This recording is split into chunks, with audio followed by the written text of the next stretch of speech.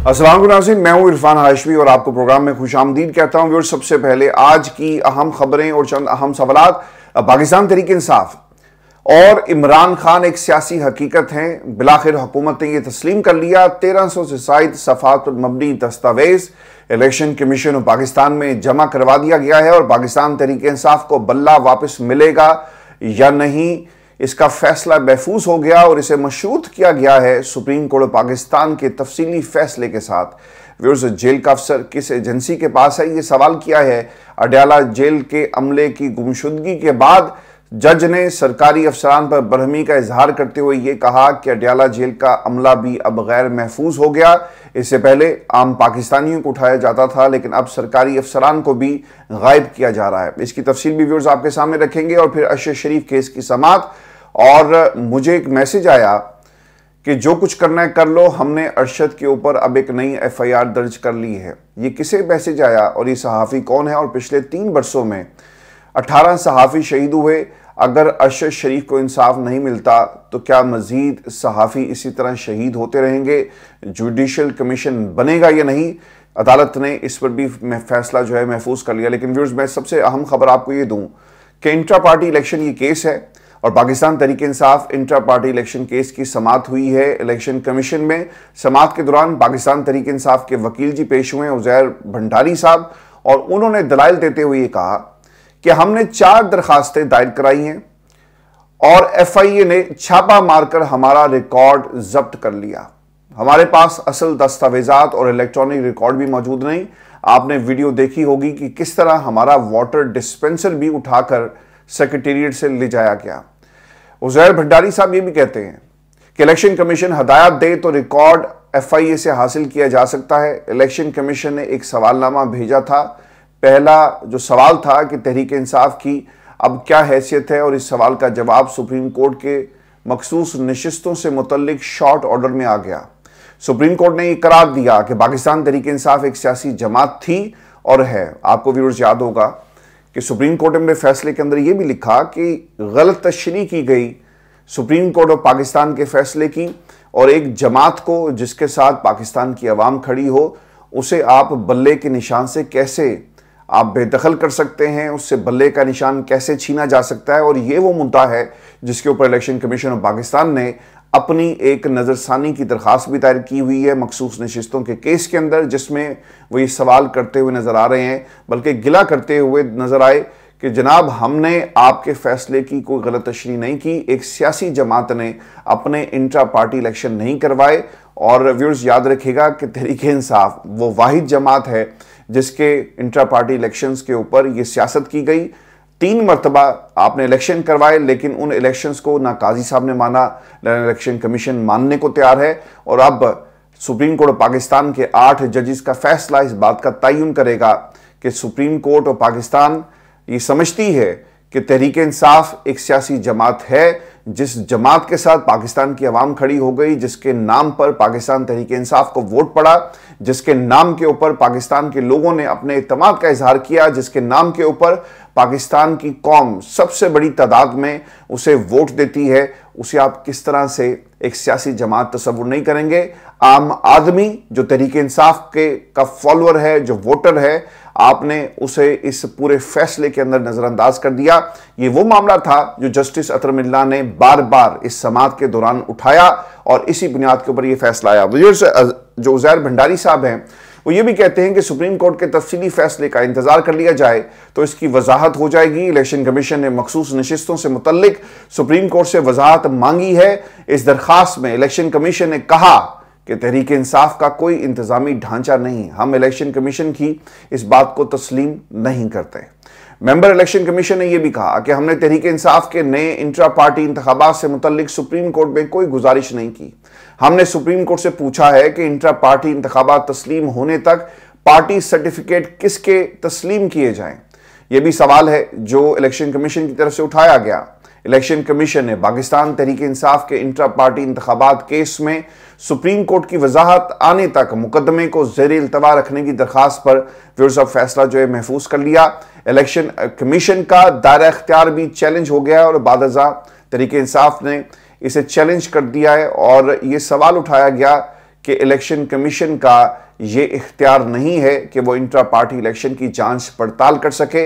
Election commission के दायरे इख्तियार में ये तमाम चीज़ें नहीं आती, लेकिन इलेक्शन कमीशन ने अपने इख्तियार से तजावज़ करते हुए इस इख्तियार को इस्तेमाल किया और हमारे इंट्रा पार्टी इलेक्शन को बार बार जो है वो कलअदम करार दिया जा रहा है। इलेक्शन कमीशन सिर्फ ये देख सकता है कि इंट्रा पार्टी इंतखाबात हुए या नहीं, और इलेक्शन कमीशन पहले दायरे इख्तियार का फैसला करे। ये वो गलती थी जो इलेक्शन कमीशन ने जानबूझकर की, अपने इख्तियार से तजावज़ करते हुए पाकिस्तान तहरीक इंसाफ के इंट्रा पार्टी इलेक्शन को देखा।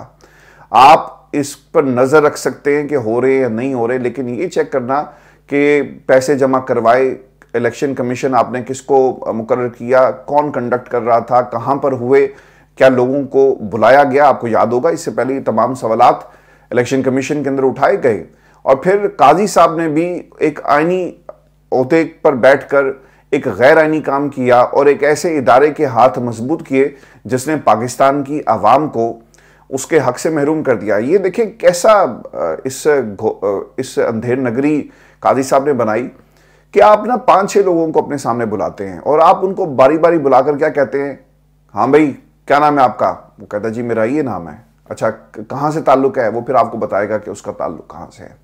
फिर पूछते हैं कि आप इलेक्शन में हिस्सा लेना चाहते थे, जी जनाब बिल्कुल सच्ची बात है, जनाब बिल्कुल सच्ची बात है, झूठ तो नहीं है, पता करवा लें सर, आप बिल्कुल पता करवा लें, अच्छा चलें वहां चले जाएं। आपने इस बुनियाद के ऊपर एक शख्स आकर आपके सामने हाँ या ना में जवाब देता है, आपने आइन को पसे पुश्त डाल दिया, आपने पाकिस्तान की आवाम का जो हक था उसे उससे महरूम कर दिया। अब ये जो 184 की जुरिस्डिक्शन का मामला है ना, लोग ये अक्सर कहते हैं कि जनाब ये मुफाद आमा का केस होगा, ग्रेट पब्लिक इंटरेस्ट की बात होगी। सरकार इससे ज्यादा ग्रेटर पब्लिक इंटरेस्ट क्या हो सकता था, लेकिन अदालत का जो इस्तेहकाक था, और आपको याद होगा कि ये मामला जो है वो 184 का और ग्रेटर पर्सपेक्टिव में देखने का, चूंकि बार बार वो लोग कह रहे थे कि पीटीआई तो जी इसके अंदर दरख्वास्त गुजारी नहीं है, तो अतर मिल्ला ने ये सवाल उठाया था कि क्यों ना इसे 184 की जुरिस्डिक्शन के अंदर देखा जाए। तो व्यूअर्स इसीलिए ये 184 की जुरिस्डिक्शन के ऊपर भी तरमीम लेकर आए, और फिर तरमीम जो है, तरमीम होंगी या नहीं होंगी ये अलग सवाल है, उसके ऊपर भी खबर है, वो भी मैं आपको आगे चल के बताता हूं। लेकिन बैरिस्टर गौहर ने गुफ्तगू करते हुए क्या कहा कि समाअत के बाद वो ये कहते हैं कि हमारे तमाम अराकीन कौमी और सूबाई असम्बली इमरान खान की क़यादत में मुत्तहिद है, पीटीआई में कोई फॉरवर्ड ब्लॉक नहीं है, लोग इमरान खान के नज़रिए के साथ है, इमरान खान किसी निशान के मोहताज नहीं। हमने इलेक्शन कमीशन से आज इस्तदा की कि मखसूस नशिस्तों से मुतल्लिक इलेक्शन कमीशन की दरख्वास्त पर जब तक सुप्रीम कोर्ट का फैसला ना आ जाए तब तक केस की समाअत मुलतवी की जाए, और उम्मीद है कि इलेक्शन कमीशन की दरख्वास्त पर सुप्रीम कोर्ट अपना ऑर्डर मजीद वाजे कर देगी, हमें सर्टिफिकेट भी मिलेगा और हमारे अराकीन का नोटिफिकेशन भी होगा। और आज इलेक्शन कमीशन से इस्तदा की कि सुप्रीम कोर्ट ने तस्लीम किया, आप भी मान जाएं, हमें एक सियासी जमात तस्लीम करें। 39 पीटीआई अरकान के सर्टिफिकेट पर बतौर चेयरमैन मैंने दस्तखत किए, ये सर्टिफिकेट बाकी अरकान के लिए भी था। सुप्रीम कोर्ट ने कहा कि अगर किसी पार्टी के इंतखाब ना हुए तो इलेक्शन कमीशन इस मामले को देखेगा, और अगर इलेक्शन हुए तो फिर इलेक्शन कमीशन के पास इख्तियार नहीं कि वो सियासी जमात के इलेक्शन पर एतराज़ करे या इसे सर्टिफिकेट जारी करने से इनकार कर दे।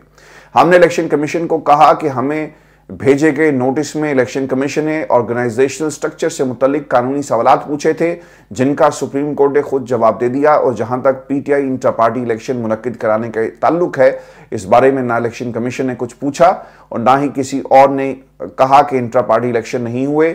इस हवाले से हम 1300 से ज़ायद सफ़ात पर मबनी दस्तावेज इलेक्शन कमीशन में जमा करवा चुके। हमने इलेक्शन कमीशन से इस्तदा की है कि सुप्रीम कोर्ट के हुक्म की रोशनी में इसके पास किसी समाअत का इख्तियार नहीं है, जिस पर इलेक्शन कमीशन ने केस की समाअत 18 सितंबर तक मुलतवी कर दी है। व्यूअर्स उससे पहले इन्होंने जो जो गेम डालनी है वो डालेंगे। मैं आपको व्यूअर्स ये भी खबर दे दूं कि 11:30 बजे आज कौमी असम्बली का इजलास था। 12 बजे तक कॉलिंग नोटिस के बावजूद ना कोई वफाकी वजीर और ना महकमों के नुमाइंदे वहां पर मौजूद थे, और अपोजिशन ने एहतजाजन इसका बाइकआउट किया। और फिर हुआ ये जी कि पाकिस्तान पीपल्स पार्टी के सैयद नवीद कमर की निशानदही पर, कोरम पूरा ना होने पर उन्होंने जब निशानदही की तो इजलास को मुलतवी कर दिया गया है। अब ये जितनी तरामीम थी वो तो नहीं हुई, लेकिन ये ज़रूर पता चल गया कि हुकूमत जो है वो पानियों को माप रही है, उनकी गहराई को माप रही है, और इस वक्त ये काम हो रहा है, हवाओं का रुख चेक किया जा रहा है और इनके पास वो मुतलका नंबर्स नहीं है जिसकी बुनियाद के ऊपर ये पूरे का पूरा खेल जो है वो खेला जाएगा। अब देखना ये होगा कि जो मुल्की इस वक्त हालात हैं वो किस तरफ जा रहे हैं। सिर्फ 10 घंटों के अंदर 36 लोग जो हैं वो शहीद हो गए और पाकिस्तान के हालात इस नहज पर आगे। मैंने कल भी ये बात कही थी कि तमाम लोगों को एक कदम पीछे हटना पड़ेगा, क्योंकि सबसे पहले पाकिस्तान के हालात अब ये मुतहम्मिल नहीं हो सकते कि हम विच हंटिंग करें, हम अपने जो मुखालफीन हैं उनके खिलाफ अदालतों को इस्तेमाल करें, कानून साजी ऐसी की जाए, आइन में तरमीम ऐसी की जाए जिससे आपकी कुर्सी और इक़्तिदार को तूल मिले। पाकिस्तान ये डिमांड करता है कि तमाम लोग एक एक स्टेप पीछे हटें। इमरान खान की तरफ से जो 22 अगस्त का जलसा था, ये एक बहुत बड़ा गैर सगाली उन्होंने काम किया पाकिस्तान की खातिर, और फिर उन्हें इजाज़त दी गई कि 8 सितंबर का जलसा किया जाए। आप भी एक कदम पीछे हटकर ये जो कॉन्फिडेंस बिल्डिंग है इसका मुजाहरा करें, और ये पाकिस्तान के लिए करें, किसी के लिए नहीं आपको करना। क्योंकि अगर एक जमात का ऐसा लीडर जो पाकिस्तान की एक पॉपुलर जमात का एक पॉपुलर लीडर है और एक पॉपुलर लीडरशिप के को अगर आप जेल में रखेंगे तो फिर लोग आपसे सवाल करेंगे। अगर एक पॉपुलर लीडरशिप के साथ खड़े होकर मुल्की सालमियत के फैसले किए जाएं, एक पॉपुलर लीडर के झंडे तले अगर आप पाकिस्तान की इकॉनमी को ठीक करने की प्लानिंग करें, तो याद रखिएगा इस रास्ते में जितनी भी मुश्किलात आएंगी और जो कुछ भी होगा अवाम आपको माफ़ कर देगी। लेकिन अगर एक पॉपुलर लीडरशिप आपके पास नहीं है और आप मुश्किल फैसले करते हैं तो किसी ने आपको माफ़ नहीं करना। मैंने कल भी ये कहा था कि 3 रोटियां जो हैं, अगर आप पाकिस्तान की अवाम से पूछेंगे ना तो वो मुश्किल हालात होंगे, पॉपुलर लीडरशिप होगी तो वो एक वक्त की रोटी खा के भी आपका साथ देंगे और आप पर तनकीद नहीं करेंगे। मुश्किल हालात जैसे भी हों, कौमें इसी तरह खड़ी होती हैं। लेकिन पॉपुलर लीडरशिप अगर ना हुई और आप एक कदम पीछे ना हटे तो फिर आपसे 3 रोटियों का भी हिसाब मांगा जाएगा। और वैसे आपको ये भी खबर दें कि अफसर किसके पास है, किस एजेंसी ने उठाया, ये सवाल पूछा है पिंडी के एक जज ने। अडयाला जेल का अमला भी गैर महफूज है। साबिक deputy superintendent Adiala jail Mohammad Akram की बाजियाबी से मुतल्लिक दायर दरखास्त पर समात Lahore high court Rawalpindi bench के जस्टिस मिर्जा वकास रूफ कर रहे हैं। और समात के दौरान वकील ईमान मजारी साहिबा जो हैं वो अदालत में पेश हुई, मोहम्मद अकरम को ये रिप्रेजेंट कर रही हैं और वो ये कहती हैं कि 14 अगस्त से लापता मोहम्मद अकरम है और पुलिस और कोई इदारा ये मालूमात फराम नहीं कर रहा। हमेशा क्या है कि वो इंटेलिजेंस एजेंसीज की कस्टडी में मौजूद हैं। अब ये जो बार बार तबादलों का और आइन में तरमीम की जो बात की जा रही है, इसका क्या इम्पैक्ट पड़ा है, ये आप ज़रा गौर कीजिएगा कि जज साहब के अल्फाज क्या हैं और वो क्या कहते हैं एजेंसीज के हवाले से। जज ही कहते हैं कि मोहम्मद अकरम कौन सी एजेंसीज के पास है, अदालत किसको डायरेक्शन दे। हम मफरूज़ों पर बात नहीं कर सकते, किसी को कोई हदायत जारी नहीं की जा सकती। आपके पास मुसद्दका इंफॉर्मेशन नहीं और मुकदमा दर्ज हो चुका, इसमें भी ऐसी कोई बात नहीं। अब अदालत को बताएं कि मोहम्मद अकरम किसकी कस्टडी में है। सरकार, अगर ये पता हो कि मोहम्मद अकरम को पाकिस्तान की किस एजेंसी ने उठाया तो फिर आपके पास ये क्या लोग लेने आए। और जो मुकदमा दर्ज किया गया उसमें भी नामालूम अफराद तो लिखे गए। तो पाकिस्तान के अंदर जो एक प्रेसिडेंट है और जिस तरह से लोगों को उठाया जाता रहा, और इस केस की हसासियत को देखते हुए ये सवाल ज़रूर पाकिस्तान की जो एजेंसीज हैं उनके नुमाइंदगान से किया जा सकता था, हुकूमत से किया जा सकता है। लेकिन आपने कहा कि हम मफरूज़ों पर बात नहीं करेंगे। सर, ये फ़र्क है। अगर ये मामला इस्लामाबाद हाई कोर्ट के अंदर होता तो बाबर सत्तार, जस्टिस मियां गुल हसन औरंगजेब या फिर इवन के जो आमिर फारूक साहब है, उन्होंने भी पूछना था पाकिस्तान की एजेंसीज को बुलाकर, हुकूमत को बुलाकर, अटॉर्नी जनरल को बुलाकर कि ये बंदा रियासत के अंदर गायब हो गया, तो रियासत से ये सवाल है कि बंदा कहाँ पे है, आप जाकर उसे लेकर आए। और ये कोई आम बंदा नहीं है, याद रखिएगा। यहाँ पर इससे पहले आम बंदों को उठाया जाता है, चाहे वो सहाफ़ी हों। सबसे ज़्यादा इस मुल्क के अंदर अगर किसी तबके को टारगेट किया जा रहा है वो है सहाफ़ी। उनके ख़ानदान वालों को टारगेट किया जाता है, उनके बच्चों को टारगेट किया जाता है। और पिछले 3 बरसों में 18 सहाफ़ी शहीद हो गए। तो अदालतें ये सवाल करती हैं कि मफरूज़ों पर हम बात नहीं कर सकते। अदालत ने जी CPO रावलपिंडी को 29 अगस्त को फिर दोबारा तलब करते हुए कहा कि एक संजीदा मामला है। जेल इंतज़ामिया को अभी तक ये पता नहीं कि उनका अफसर जेल से गायब कैसे किया गया, और इसका मतलब अडयाला जेल में कैदी समेत अमला भी गैर महफूज है। सर, आप अमले की बात करें, यहाँ पे राहगीर जो है वो भी गैर महफूज है। यहाँ पर पाकिस्तान की हवाएं भी गैर महफूज हैं। जो किसी वक्त आपके खिलाफ साजिश कर सकती हैं, और ये आम बंदे के खिलाफ साजिश जो है वो होते हुए देर नहीं लगती। ये सवाल जो आप करें ना कि रिट ऑफ द स्टेट कहाँ है, हर कोई अपना फरीजा अदा करे तो किसी को कोई परेशानी नहीं हो सकती। जेल हसास जगह है, जेल का अफसर गायब है, पुलिस का काम है उसको ढूंढे। सर पुलिस की ये हैसियत होती तो जो कच्चे के डाकू हमारे बच्चों को जो शहीद करते हैं, तो ये इनकी शहादत का बदला तो खैर अब क्या लेंगे, ये नौबत ही यहाँ तक ना आती। पिछले तकरीबन कोई 4 दहाइयों से ये एक रिपोर्ट भी मौजूद है और बीबीसी के ऊपर बड़ी डिटेल में लगी भी हुई है, व्यूअर्स आप जाके देख भी सकते हैं। सिंस 1984 ये कच्चे का इलाका और मुख्तलिफ अदवार में यहाँ पर कितनी जो वारदातें डाली गई, लोग वारदात करते हैं, सिंध, कराची, पंजाब और फिर यहाँ जाकर छुप जाते हैं। ये पिछली 4 दहाइयों से ये मामला चल रहा है और किसी भी पॉलिटिकल गवर्नमेंट की सपोर्ट के बगैर ये काम नहीं होता। तो आप पुलिस को कह रहे हैं कि जाकर ढूंढो, वो तो अपने जो कातिल हैं, जो अपने जिन लोगों ने इनको शहीद किया, ये उन लोगों को नहीं ढूंढ सके। वो एक डिप्टी सुपरिटेंडेंट मोहम्मद अकरम, जिसका ताल्लुक एक हाई प्रोफाइल केस के साथ है, और जो प्रेसिडेंट है और जो इशारे मिल रहे हैं, आपने उसको नज़रअंदाज करते हुए आप ये सवाल उठाते हैं कि पुलिस का काम है कि ढूंढ के लेकर आएँ। क्या पुलिस की हैसियत है कि वो GHQ में किसी अफसर से ही रब्ता कर सके, MI से रब्ता कर सके, इंटेलिजेंस एजेंसी से रब्ता कर सके? ये तो नहीं हुआ होगा ना कि वो किसी ख़ानदान के किसी बंदे ने उसे उठा लिया हो, या मोहम्मद अकरम को कच्चे के डाकुओं ने उठा लिया हो। मोहम्मद अकरम पाकिस्तान की एजेंसीज़ की तहवील में है, और ये आपको कहते हुए तो शायद आप में तो हिम्मत नहीं होगी, लेकिन पाकिस्तान की अवाम ये ज़रूर जानती है कि ये इस वक्त डिप्टी सुपरिटेंडेंट किसके पास हैं।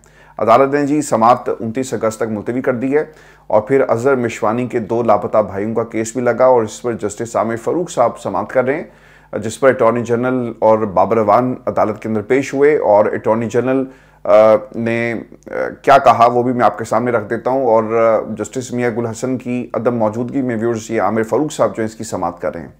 बाबर अवान ने अदालत को ये बताया कि इस्लामाबाद हाई कोर्ट का शुक्रिया, एक मगवी घर पहुंच गया, PTI सेक्रेटेरिएट के कुछ मुलाजमीन भी घर पहुंच गए, लापता फैज़ान वापस आ गया, लेकिन उसकी हालत बेहतर नहीं है, वो घर पर मौजूद है। अटॉर्नी जनरल कोई खुशखबरी सुनाएंगे। अच्छा, ये अब उन्होंने जो उनका अंदाज़ है बाबर अवान साहब का, उसमें वो गुफ्तगू कर रहे थे, तो अटॉर्नी जनरल ने कहा कि आप यकीन रखें और हमें 2 से 3 दिन दे दें, और बाकी लोग भी घर बहुत जल्दी आ जाएंगे। और इसके ऊपर जो समाअत है उसे मुलतवी कर दिया गया है, और अटॉर्नी जनरल की इंश्योरेंस के बाद। और फिर ये व्यूअर्स, ये भी अटॉर्नी जनरल ने अदालत के अंदर ये नुक्ता उठाया कि ये पूरे का पूरा मामला प्राइम मिनिस्टर के सामने रखा गया, और उसके बाद पता ये चला है कि लोग जो हैं जिन्हें जबरी गुमशुदा किया गया था वो एक एक करके वापस आ रहे हैं। अब चीफ जस्टिस के रिमार्क्स क्या थे जी कि इसको जुमे के लिए रख लेते हैं, और इस अदालत को बताया गया है कि लापता फैज़ान वापस आ गया है। अटॉर्नी जनरल ने मजीद वक्त मांगा है, और अटॉर्नी जनरल ने यह भी बताया कि लापता शहरियों से मुतल्लिक मामला वज़ीर-ए-आज़म के सामने रखा गया है। अटॉर्नी जनरल की मजीद वक्त मांगने की इस्तदा को मंजूर करते हुए ये समाअत जो है उसे निपटा दिया गया। व्यूअर्स, अदालत ने अजहर मिशवानी के भाइयों के बाजियाबी के लिए वक्त मांगने की इस्तदा पर भी समाअत जो है वो जुमे तक मुलतवी कर दी है। अब मैं आपके सामने जिस केस का जिक्र करने जा रहा हूँ, ये वो केस है जिसने पाकिस्तान के अंदर एक नई सोच और एक नया शऊर दिया। हमारा दोस्त, हमारा कुलीग, हमारा भाई जो था अरशद शरीफ, जिसके साथ मुझे कोई 3 बरस काम करने का मौका मिला दुनिया टेलीविज़न के अंदर, जब वो इस्लामाबाद जो ब्यूरो है उसका वो ब्यूरो चीफ था, फिर लाहौर की न्यूज़ रूम में भी वो रहा, और अरशद शरीफ के साथ डेली का मेरा कांटेक्ट हुआ करता था दुनिया टेलीविज़न के दिनों के अंदर। और इस्लामाबाद हमें क्या ख़बरें दे रहा है, इस्लामाबाद में हम किस खबर के ऊपर काम कर रहे हैं, इस्लामाबाद पार्लियामेंट से क्या ख़बरें हम 12 के बुलेटिन में, 3 के बुलेटिन में, 6 के बुलेटिन में, मॉर्निंग बुलेटिन के अंदर ब्रेकिंग करेंगे, कौन से न्यूज़ पैकेजेस हैं रात के लिए, तमाम चीज़ें अरशद शरीफ के साथ इन लेंथ जो हैं वो डेली बुनियादों पर डिस्कस होती थी। और आज अरशद शरीफ के बारे में मुझे बहुत ही दुख है कि आज हम वो जो हमारे साथ काम डेली का हमारा जो ताल्लुक़ था, आज हम उसकी शहादत के ऊपर बात कर रहे हैं और उसे किसने शहीद किया। अब ये जो chief justice Islamabad high court हैं जी, जस्टिस आमिर फ़ारूक साहब, उनके पास एक दरख्वास्त गई हुई है और अटॉर्नी जनरल साहब इसमें पेश हुए हैं। और अटॉर्नी जनरल ने अदालत को ये बताया जी कि कीनिया हुकूमत के साथ मुआहिदा होना है और कीनिया हुकूमत की जानिब से किसी हद तक रसाई दी गई थी, जिसके बाद फैक्ट फाइंडिंग रिपोर्ट तैयार की गई और जब वो रिपोर्ट पब्लिक हुई तो कीनिया हुकूमत ने नाराज़गी का इजहार किया और रसाई हमारी ख़त्म कर दी। इसके बाद कीनिया में आम इंतखाबात हो गए और इसके बाद रिपोर्ट मुकम्मल की गई। मामले का ड्राफ्ट तैयार होने का काबीना ने मंजूर कर लिया है और अब कीनिया भेजा जाएगा। अरशद शरीफ शहीद के मामले में 2 पाकिस्तानियों को इन्वेस्टिगेट किया गया। चीफ जस्टिस ने इस पर रिमार्क्स दिए कि ये दरख्वास्त जुडिशल कमीशन से मुतल्लिक है। जो मुआहिदा हुआ है या नहीं हुआ इसका इससे कोई ताल्लुक नहीं है। इसमें जो कुछ भी हुआ इस पर पाकिस्तान का क्या मौक़िफ़ है। अटॉर्नी जनरल ने बताया जी कि सुप्रीम कोर्ट का 5 रुकनी बेंच तश्कील दिया जा चुका है और केस गर्मियों की छुट्टियों के बाद सुना जाएगा। चीफ जस्टिस ने रिमार्क्स ये भी दिए कि अगर पाकिस्तान में जुडिशल कमीशन बनता है तो क्या कीनिया में इन्वेस्टिगेशन वो कर सकते हैं। कीनिया की अथॉरिटीज़ कमीशन के सामने पेश होने के पाबंद नहीं हैं। अटॉर्नी जनरल ने यह भी जवाब दिया कि ऐसा नहीं होगा, कीनिया के साथ मुआहदे के बाद भी मुश्किलात होंगी।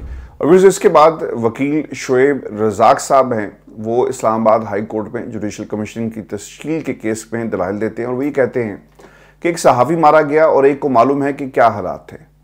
अरशद शरीफ को मुल्क छोड़ना पड़ा। मुझे एक मैसेज आता है कि नई FIR दर्ज हो गई, जो कुछ करना है कर लो।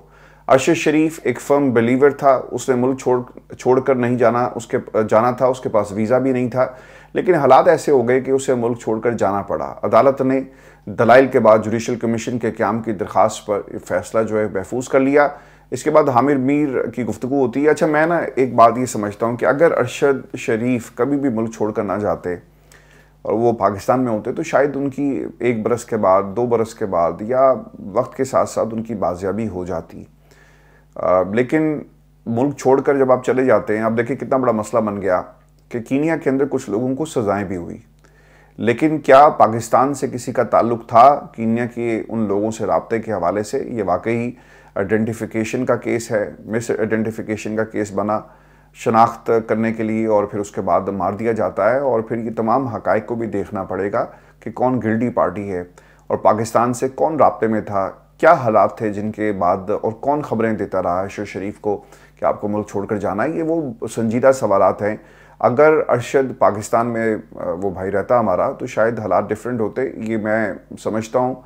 और आपने इमरान रियाज के केस में भी देखा कि आखिरकार उन्हें छोड़ना पड़ा। अरशद शरीफ जिस तरह से गुफ्तगू करते थे उसकी एक कीमत उन्हें अदा करना पड़ी और पाकिस्तान से बाहर जो कानून जो आपके अंडर नहीं आता और आप अगर चाहें भी इन्वेस्टिगेशन सिद्ध के दिल से करना चाहें तब भी आप नहीं कर सकते, क्योंकि वहाँ की गवर्नमेंट है, वो पेश हो ना हो, वो हक़ाइक़ आपको दे या ना दे। तो ये इसके अंदर एक बहुत बड़ा नुकसान हो गया। वो हालात क्या थे ये ज़रूर देखने चाहिए कि अरशद शरीफ को पाकिस्तान से जाने पर किसने मजबूर किया और कीनिया ही क्यों, ये भी एक बहुत अहम सवाल है। अरशद शरीफ केस के बाद हामिद मीर ने जी एक गुफ्तगू की मीडिया से और ये बड़ी इंपॉर्टेंट है। वो क्या कहते हैं कि अरशद शरीफ और मुझ पर कातराना हमला हुआ, मैं बच गया, वो शहीद हो गए। ये हमारी ज़ाती लड़ाई नहीं और ना हमारी किसी से ज़ाती दुश्मनी है, ये मीडिया की आज़ादी की लड़ाई है। पिछले 3 साल में 18 सहाफ़ी शहीद हुए। अगर अरशद शरीफ को इंसाफ नहीं मिलता तो मज़ीद सहाफ़ी शहीद हो जाएंगे। हो सकता है कि उनमें आप और मैं भी हूँ। पाकिस्तानी मीडिया इस वक्त शदीद दबाव का शिकार है। गैर एलानिया सेंसरशिप है और उसकी मिसाल उन्होंने इमरान खान साहब के हवाले से दी और वो ये कहते हैं कि इमरान खान का नाम और तस्वीर चलाना पाकिस्तान के मीडिया के ऊपर इसकी गैर एलानिया जो है पाबंदी है, यानी पैमरा का कोई ऑर्डर नहीं है। अगर आप पैमरा को अदालत लेकर जाएं और उनसे कहें कि इन्होंने इमरान खान के नाम और तस्वीर पर पाबंदी लगाई तो वो कहेंगे जी कि हमने तो कोई ऐसा नोटिफिकेशन जारी नहीं किया। तो ये गैर एलानिया और जो गैर एलानिया लोग और नामालूम अफराद जो सेंसरशिप लगाते हैं, ये सबसे बड़ा मसला है पाकिस्तान के अंदर सहाफ़ियों को। और अब इस सेंसरशिप को कैसे ख़त्म करना है, हुकूमत के अंदर खान साहब आप आएँ, बाऊजी आएँ, इमरान खान के अलावा उनके PTI वाले या पीपल्स पार्टी वाले आएँ। आप सबको ये ख्याल ये रखना है कि जब आपकी बारी आएगी तो आपने ये काम नहीं करना जो आपसे पहले आपके मुखालफीन करते रहे जब उनके पास इक़्तिदार आया, क्योंकि हुकूमतें बदलती हैं लेकिन लोग नहीं बदलते, वो याद रखते हैं। और नून लीग तो कभी भी नहीं भूलती। इनके अंदर जितना वो कहते हैं ना कि ऊँट वाला कीना है, यानी इनके साथ कोई गलती करके कोई भी अगर वो समझता है कि ये भूल जाएंगे तो ये भूलते नहीं हैं, कभी नहीं भूलते। ये आपको 50 साल बाद भी याद करवाएंगे कि आपने इनके साथ जो है वो क्या किया।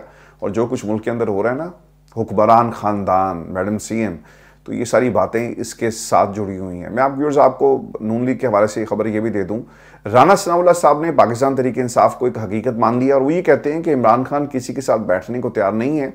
जब वो इक़्तिदार में थे उस वक्त भी किसी को कुछ नहीं समझते थे। जब वो हमारे खिलाफ मुकदमात कर रहे थे, हमने उस वक्त भी मिसाक जमहूरियत की बात की। इमरान खान का रवैया पाकिस्तान के लिए अफरा तफरी का सबब बन सकता है। खान साहब के खिलाफ तो केसेस नहीं था ना, अगर वो बैठना नहीं चाहते राना साहब तो इसलिए कि उनके खिलाफ केसेस नहीं है। आप तो ऊपर से लेकर नीचे तक केसेस के अंदर दबे हुए थे, आपकी तो मजबूरी थी। शहबाज शरीफ को मुल्क का वज़ीर-ए-आज़म बनाना था, उसके ऊपर फ़र्द जुर्म जो है वो आयद होने जा रही है, लेकिन फ़र्द जुर्म आयद नहीं होती, वो मुल्क का वज़ीर-ए-आज़म बन जाता है। उसकी कमर में दर्द हर वक्त रहता है जब भी अदालतें उसे बुलाती हैं, लेकिन जब मुल्क का वज़ीर-ए-आज़म बन जाता है ये दर्दें शर्तें सब ख़त्म हो जाती हैं और वो कहता है कि मैं 18 घंटे 19 घंटे काम करूँगा। तो कौम को बेवकूफ़ मत बनाएं।